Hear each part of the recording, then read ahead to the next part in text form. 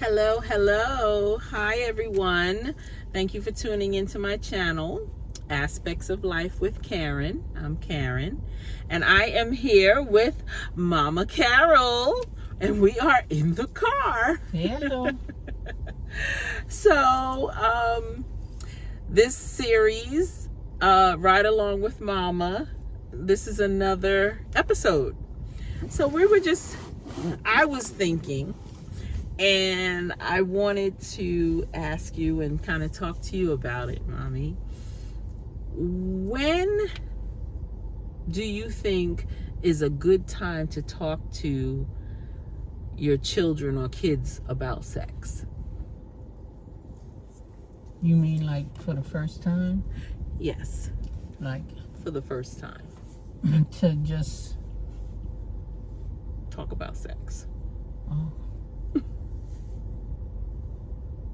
Aspects of Life with Karen. well,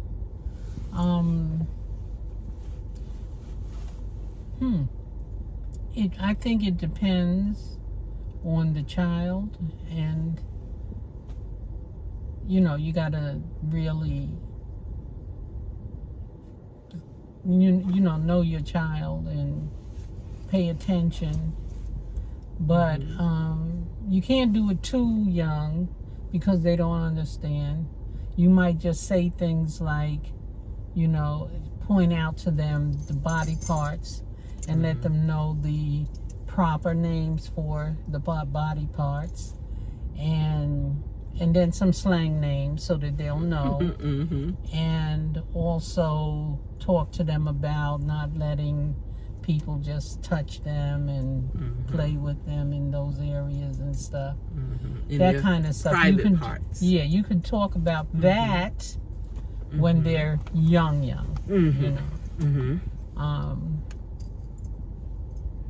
Maybe 5-6 years old or whatever. And then I would say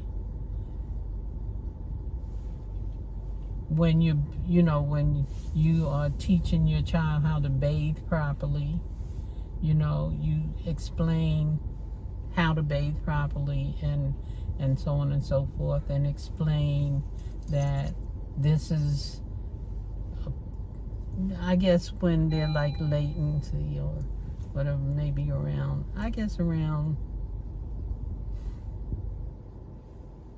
10 years old, I would say, maybe 9-10 years old, to really start to talk about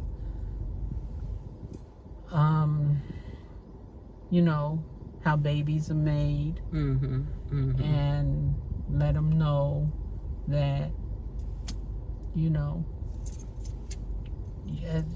as plainly as possible, without giving a whole lot of Right, don't get graphic. Yeah, you don't have to be graphic, but I think things are different from when I was growing up. The kids now are so much more advanced. yeah, 'cause they can go on the internet. Exactly. Like, and I caught your son on the internet. I don't want to put his business out there. Yeah. He was supposed to be doing his schoolwork, Studying, and he was on the internet. and he was on the internet looking at porn, Okay. and I busted him, So and he had to look at porn all night. Couldn't go to sleep. You want to look at porn? Okay. he was Knock yourself out, buddy. He was like, falling asleep looking at.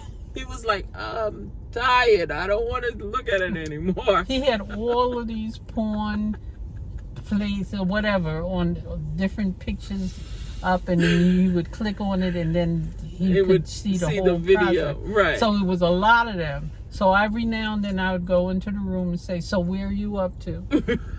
Which one are you up to? He was so tired of seeing that. Then I thought maybe I had scarred him for life. Right. Like you turned him off. No, I don't want to see it. No. worried me there for a while. That You see a girl be like, oh. I don't want to be bothered with that. Right. But no. That didn't happen. That didn't happen. He was fine. Yes. And I know that didn't turn him off. Right. He later said that that didn't stop him from looking at it. Right. But he did stop for a little while. bit. Yes. Because he was like, I had my fill. Yeah. He For had now. to detox for a while. Right. That's interesting. But that's what I'm saying. I think it's different now. And he was what? Well, how old was he? He was about 14. Yeah. He was about 14 when I caught him. Yeah. And so he probably was doing that for a while before he was caught. But I just think that it all depends on, what the child is exhibiting. And also when you talk to your children, have conversations just to kind of get feelers out for like what their conversations are with their friends. Right. And that will then tell you kind of where they are in their exploration of sex or their interest in sex. They'll be like, if their friends are still, you don't see that, or they're not talking about it, or you bring it up and they're like, "Oh, mommy," then you know that they're really not that they're not there yet. But a lot of times these young kids now, their friends in elementary school, 6th grade, 5th children grade, who are exposed to so much at an early age. People depending raise on their kids differently. Right, what's happening in the household. Right. You have some children who are being molested. Right. And so, they might talk about stuff with their friends that the other kids are not ready for. Right. Or, yeah, exactly. They don't know about. Right.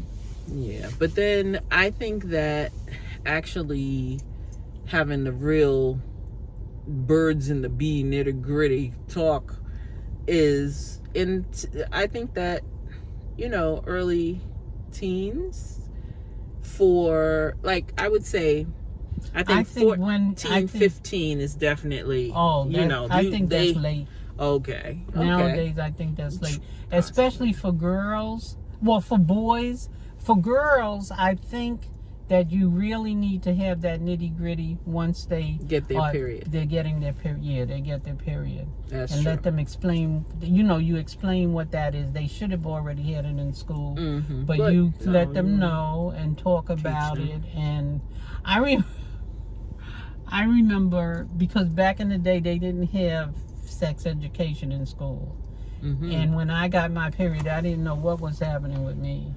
Really? Yeah, I thought I had a problem. I saw this, streaks of blood and stuff, and I didn't know what it was. Aww. And my stomach was hurting me. I had cramps bad. Yeah. I couldn't go to school. Yeah, And my mother figured it out what was happening. And I remember her taking me into the bathroom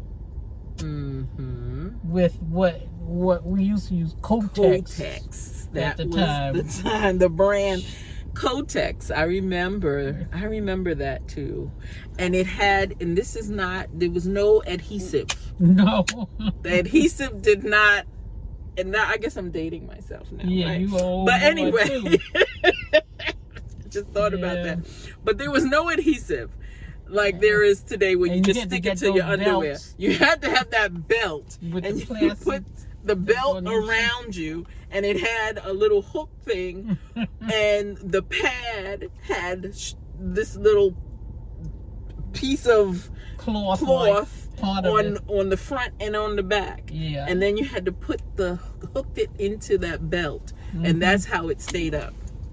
Yup.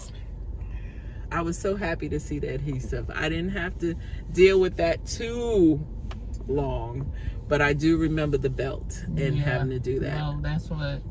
And I remember my mother taking me into the bathroom, explaining to me how to clean myself, and explained to me that this is a what you call a period, a menstrual period, and it'll last for about anywhere between 5 and 7 days, she said. And you know, you got to change your pad often. You know, don't keep it there because it'll start to stink. She was telling me all of this. And she said, so now that means that you can't play with boys. That's what she said to me. You're a young lady now. Yeah. Right? And you can't play with boys. Lady. She said that to you. And you said, no. Yeah. No, I just remember you saying. Yeah, she said you're a young lady now and you can't play with boys. Now, mind you, I used to love to go downstairs and play with the boys. We used to play all kinds of games, you know, like Ring Olivia and all of this stuff, dodgeball and all of that. And she told me I can't play with boys anymore. So you would. So I stopped playing with the boys. And I would just stand on the stoop and watch them playing, and it was no fun. Why is this thing making me not be able to play with boys? I want to play kickball. Right. Right. Well, you know, I want to play. I used to play Lodies. You know. Oh yeah. Yeah. What's Lodies for people who don't know what Lodies is? Explain what Lodies is, You play Mommy. with the bottle caps. You put and stuff. and they used to put so you have the bottle cap from like a drink a bottle of soda, and I remember they used to take like clay and then kind of stuff it into the top of the top to give it some body stability, to it. Right. And then what you do is they would have like a drawer on the ground, like 4 corners. It'd be a square with 4 corners, and then you trying to kind of take that top and get it. The person plug who it get it first inside to the different corners. Yeah, and knock somebody and then knock it out. Stuff. Yeah, so that's Lodies for people who don't know. Yeah. And so and you might call it something else. Yeah. Let me know what if you know what we're talking about. Let me know if you played that and if it was called something else for you. Because we grew up in New York. Yeah. And then we used to play tops. We used to buy the spinning tops with the little point on it, and you take the rope and you wind it, and then you spin the top, and you do all kinds of tricks when it, you know. I used to be good with that kind of stuff. I didn't do tops. And yo-yos. Oh, I liked yo-yos. Yeah, those are the things that the boys used to play with. So you were like, I used to play those things. So I couldn't play those anymore. Yeah, your mother had to, Marsha, explained a little further. Yeah, explained exactly but what that I didn't means. get any Burden B talk at all. Really? And then I was in junior high school, and there were a few fast girls. They got a lot of attention from the boys. I didn't know why. and yeah, I remember. And I didn't know. But then the girls would talk. I remember the girls would talk, who you like, you know, so-and-so, you know, and did you kiss him and all of this stuff? And I was saying, no. You know. And then they said they couldn't talk to me. Right. It was like, square. I was a square. I was a square. Well, it was different times too. Yeah, I wasn't square. No, you weren't. I wasn't. When did I have that talk with you? Do you remember? Well, I mean, you told me. You know, not. Well, I was at camp. Yeah, because I was at camp when I got my period for the first time. So I was away at camp, sleepaway camp, and I remember my stomach was hurting. I wasn't feeling well, and the counselors, and then I saw the blood, and then the counselors. I was happy though, because the camp that we went to was like really, really camp. Like you slept in cabins that didn't have bathrooms. You had latrines that you had to go to. It was like really camping. And we used to take baths in the lake. That's what I'm saying. It was like really. It was in the lake or the crib? It was the lake though. The water was. It was a crib. It was called the crib. Yeah. Because it was sectioned off in the lake. Right. But we used to swim in that and wash. How nasty. Yeah, it was nasty. Anyway, I was so happy because then I could take a shower. If you had your period. Because I had my period. So I was like, oh, there's a perk for these things. So I was happy. I was able to take a shower. I didn't like that doggone crib washing in the lake. That wasn't, I was never a good camp. Well, at least they didn't let the kids with periods get in the... Yeah, that would have been nasty. Anyway, but but you just talked to me about it as we went along. It wasn't like I'm gonna sit you down and I'm gonna tell you about sex. It wasn't really that. It was more of a, as I guess you were listening out for what I was saying and my friends and me being, Yeah, I'm coming home late from junior high school. Anyway, minor details. Minor details. Anyway, I was Selena. I was with my friends. That's sad. Oh, please. Anyway, so back. This is not about me. No. Right. Yeah. You got to know your kid and talk to your children. Exactly. And pay attention to them and pay attention to who their friends are. Yes. And how they're relating and stuff. I know it's hard for, especially if you're a single parent and you're working and you're trying to do, you got to do everything. Exactly. It's hard. Really, really pay close attention, Right. But because if you weren't there, I was at work when my son was on the computer. So if you're a parent has to be at work, if children have more free time to get into stuff or to do certain stuff. And he told me that it was a friend of his from school who hipped him to the website or whatever it was, the site that he was on. And yeah, I had a little talk with him about it and told him that try not to get into that kind of stuff so soon. You got the rest of your life to do it.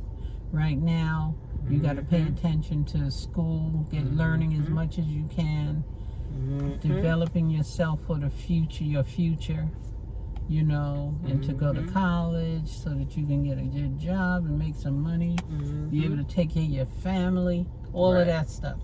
Right. So you don't want to get caught up in having sex because you can get someone pregnant and then that's a whole nother thing. That's a big burden for you as a young person, right?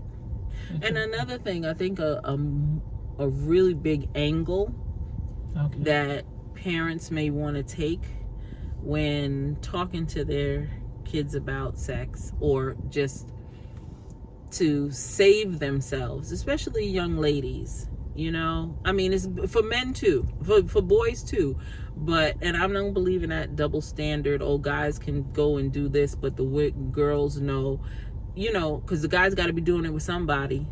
So, I think that it's more important to instill the love for yourself and making sure that you let a young lady know that being a virgin is something to treasure and to hold on to, and you want to save that for someone who's very special.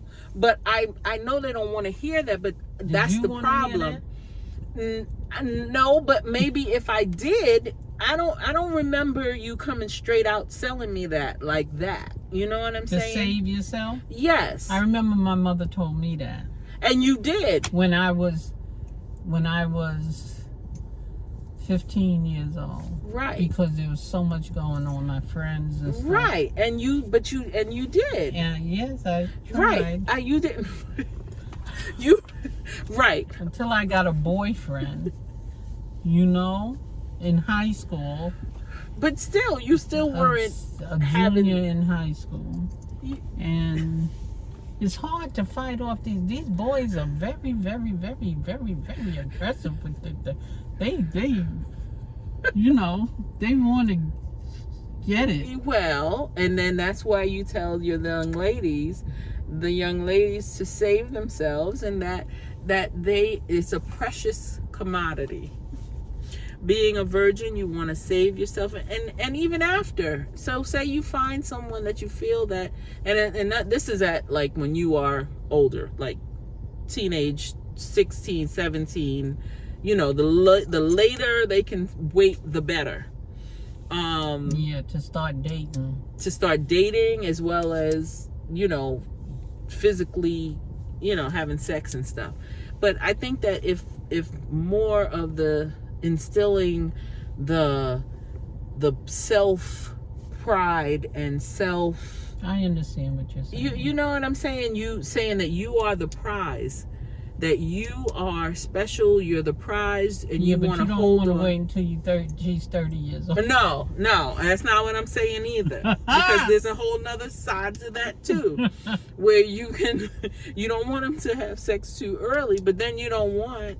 I mean, it's hey, it's nice to abstain if that's what you want to do in your early 20s even, but I mean, also, let's just be real. Your 20s are the time where you explore and you learn, and that's the time, as long as you are protecting yourself and being responsible. Sometimes, in your 20s is when you learning about stuff. Lord knows I have learned in my 20s. And anyway, all I'm saying is that also you don't, you 30 and you're saying you're still gonna be a virgin. You let all your good years the good years are going by. Or you're learning. Year. The whole thing frisky is learning. Yes, be safe. Yes. Guys, put on the condoms. Definitely. Make sure that they are not dry rot and breaking up, and make sure that they're the right size. That's important too. And females. And when you talk about the condoms, in the back, how I told my son is you take the condom and it should have some air kind of in it. So when you squeeze it, it should have this air in it. Now, if it doesn't have air in it, that means it has been punctured somehow. Yeah. And you don't want to use that. Another thing that I used to tell my son is that he needs to make sure where he look at where he buys his condoms. Right.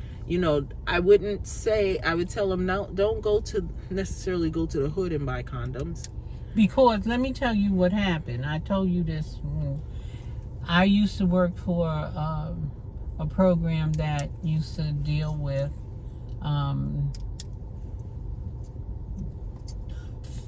like a parenthood, Planned Parenthood kind of situation. Mm-hmm. Well, it wasn't Planned Parenthood, but it was about people who have had children, young people who had children, and everything. Anyway, we had nurses and stuff, and one day I saw this nurse, and she had a bunch of the condoms. They had all of these condoms that they would just give out to the participants of the program. And I saw her sitting in her office and kind of being secretive and stuff. And I sat down with her and I asked her what was she doing, and she said, I can't tell you. And then I was able to get it out of her. And what she was doing was puncturing the condoms, putting small holes in the condoms.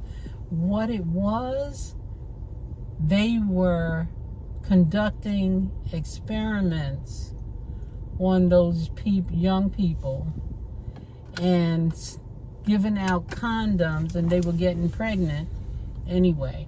What? They wanted to, see what would happen. And some of them ended up, some of the people ended up having different STDs and stuff as a result. They were getting pregnant, although they were using condoms. You That's can't horrible. trust these here programs that give out those condoms. Yeah. That give out the birth control and all of that stuff. Because just like with the Tuskegee experiment, where they wanted to learn about what happens with syphilis in the different the long-term stages. Right, and they conducted that on black people. Black men. And which then it ended up with the women too, whoever they slept with. Right. Anyway, they do those kinds of things. That's ridiculous. So that's horrible. you have to be aware. So I used to tell my son, you want to go to there's not an affluent, but a good neighborhood, and get your condoms. Not to say that they don't do it there, but more than likely, you probably won't find that they have been tampered with. And so much we got to deal with. Yeah, and it's just so just also I used to tell my son, wrap it up every time, no glove, no love. And because that is so important, you are protecting yourself not only from if you unwanted pregnancy, if you don't want to have a child now, but also any diseases. Yeah, but a lot of folks they'll play Russian roulette because a lot of the guys don't like the way the condoms feel. That's foolishness. Well, you don't know how guys feel. So then you don't get any. How about that? Well. So either you put on the condom and you feel something. A little bit of something is better than a whole lot of nothing. I'm just saying. So anyway, you can tell that we've come a long way with talking about sex, right? Yeah. Sometimes she tells me stuff and it's like I want to say, "Oh, TMI." TMI. But you are my best friend. Yeah. You're my mother, but you're my best friend too. So anyway, but I hope that these little tips, just kind of talking and it helps, that it'll help you if you're in the situation where you have 14-year-olds, 13-year-olds, 14-year-olds, and 12-year-olds, and it's coming to that time to have those conversations. I think nowadays 10 is good. I know, because of the internet and all of the things that they're exposed to. It's really something. I tell you, we have all of this technology, but sometimes it's good, sometimes it's not so good. You gotta stay on top of it too. You gotta stay on top of your children. Right. And you ain't gonna catch everything. No. We know that. We all were children. Yeah. But as much as possible, you know, try and be aware. Exactly. Well, I think that we covered some stuff about talking about sex and some tips. I just say I'll end on this note that self-love is important, and I think that if you instill that in your children and you let them know that they are the prize and that they are precious. Exactly. They're precious, and it's okay to wait. Yeah. And don't be just giving yourself to any old body. Right. Exactly. Don't fall for what Have I some what pride I plan about yourself. Exactly. What I plan on telling my niece when she goes off to college is that don't fall for the the guy's coming up to you telling you, oh, you this and that, because he just told them down the road, he just told down on another campus or at the in the campus on the campus, he just told 5 other girls the same thing. So don't feel like, oh, I'm so special. You are special. I will tell her she is special, but that's just game, and don't play. Don't fall for it. So that's important to know, young ladies. And if you're looking for love, you know, that is not really an indication of real love. Right. That's pure, unadulterated Physical lust. Exactly. So take time to know them. Take time to know yourself. You know yourself as well as take time to know them. I hope this helps people. Even if it just opens up the dialogue to talk. Yes. You know? Mm-hmm. I hope that it helps. All right. Again, aspects of life. Yep. Sex is an aspect of life. Yeah, big aspect of life. You're right. If it wasn't for your parents having sex, you wouldn't be here. Exactly. So, thank you again. Please, if you like our videos, please hit the like button, subscribe, thumbs up. You know, I appreciate it. Until next time, have a good one. Bye-bye. Bye. Aspects of Life with Karen.